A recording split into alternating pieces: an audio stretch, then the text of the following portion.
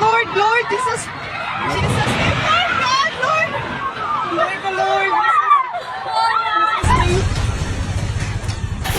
Ay! Woo! Hawak yun ha. Hawak, hawak. Hawak ha. Hindi kusok yung linog. Walang narinig.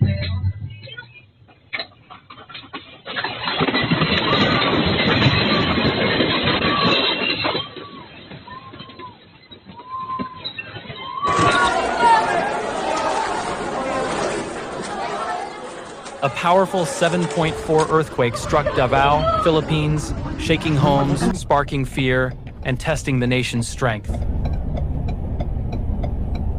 Hindi mo pag... Diyos ko, grabe ka kusog sa linog. God, wag yun. Diyos ko, darang itabo. Dari na sa purong 8, guys. That morning on October 10th, 2025, nature roared beneath the calm blue sea off the coast of Davao Oriental, Philippines. At around 9:43 a.m. local time, the ground and ocean trembled together in one violent pulse. A 7.4 magnitude earthquake struck beneath the sea near the town of Manay, shaking homes, breaking silence, and filling the air with fear and disbelief.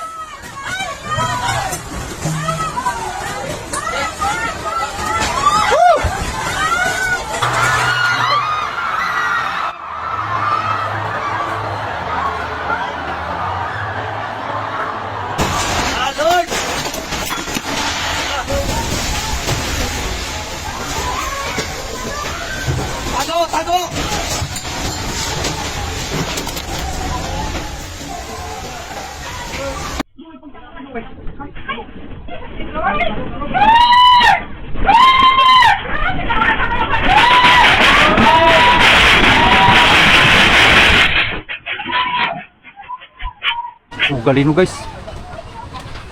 Ay, sus, lubla, mama. Ano ginawa ko? The tremor was powerful, felt across coastal towns and far inland. People froze in shock as furniture rattled, windows cracked, and lights went out. Within minutes, the Philippine Institute of Volcanology and Seismology issued an urgent tsunami warning, urging residents along the coast to evacuate immediately and move to higher ground.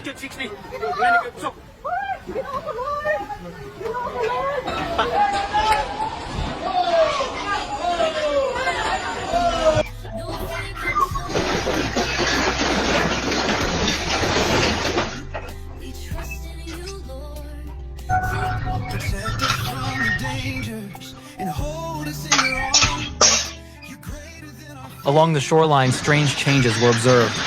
The tide receded unusually, followed by small surges that made many fear something far worse was coming. oh my God, Although a major tsunami never formed, panic swept through communities already traumatized by the violent shaking.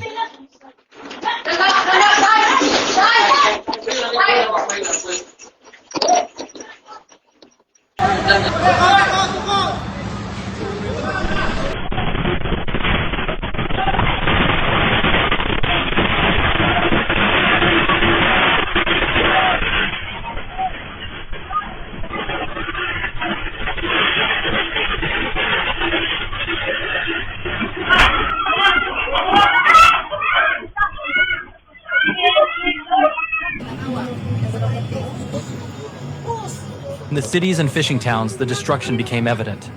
School walls cracked, roofs collapsed, and houses made of concrete and wood crumbled under stress. Roads split open, landslides blocked access to remote villages, and power lines snapped. Thick dust filled the air as people ran into the streets.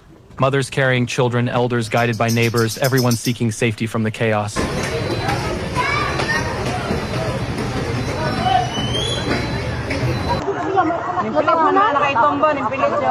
Wala na tabunan wala.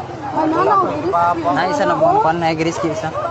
Pero baba. pero giris isa. Nanagin na ito paingon katong nagidukduk ito.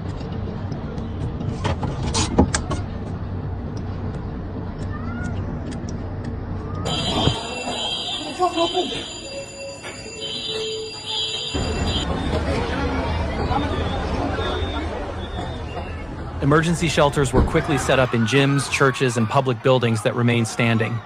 Relief teams distributed food, water, blankets, and medicine, while search and rescue groups combed through debris for trapped survivors. Delikado mag-slide ba?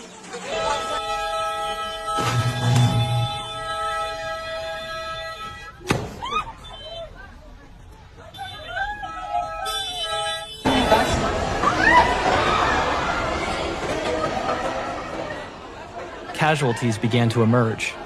Initial reports spoke of dozens killed and hundreds injured. Some victims were crushed by falling debris. Others suffered fatal heart attacks during the panic. Hospitals overflowed with patients, while medical staff worked tirelessly under damaged roofs and fading lights. Thousands were displaced, their homes reduced to rubble or declared unsafe.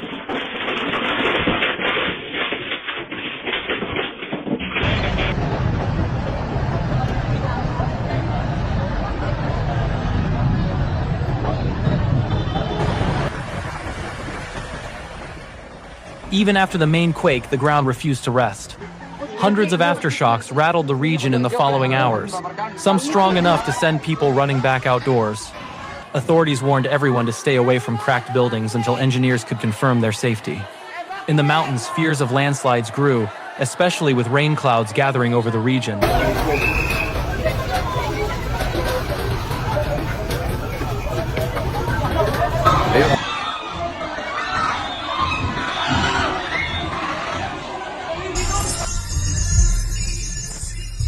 The reason behind this catastrophe lies deep within the Earth. The Philippines sits squarely on the Pacific Ring of Fire, one of the most active seismic zones on the planet. Here, tectonic plates collide and dive beneath each other, creating earthquakes and volcanic eruptions. When a large quake strikes beneath the sea at shallow depth, the seabed can shift suddenly, triggering potential tsunamis. That's exactly what happened off Davao's coast.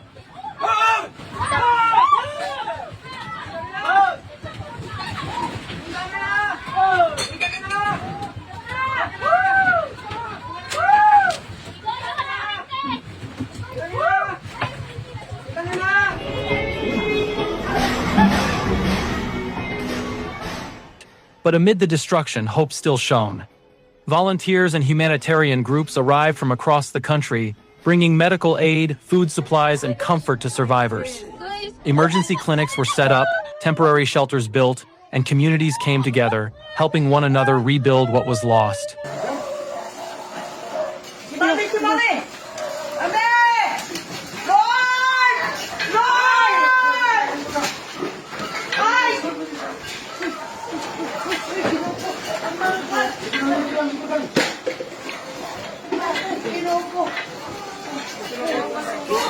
Balindol!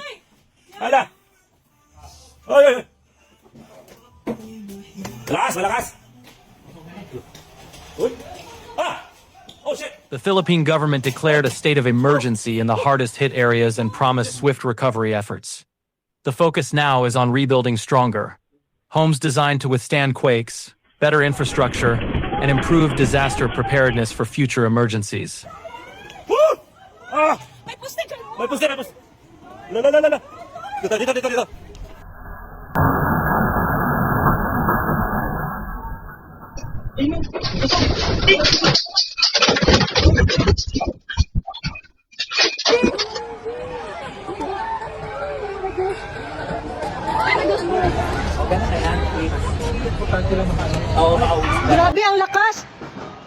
Grabe ang lakas! Oh my God, Lord Jesus! Oh no, Lord! Ang lakas! The Davao earthquake serves as a powerful reminder that while nature cannot be controlled, preparedness can save lives. Every family in this archipelago knows the risk, and yet every time disaster strikes, Filipinos rise again, resilient and united. As night falls and the earth finally settles, hope takes its place among the ruins. The people of Davao gather their strength, mourn their losses, and look toward tomorrow with quiet courage. The scars of the earthquake may remain, but so will their spirit, unbroken, steadfast, and full of light.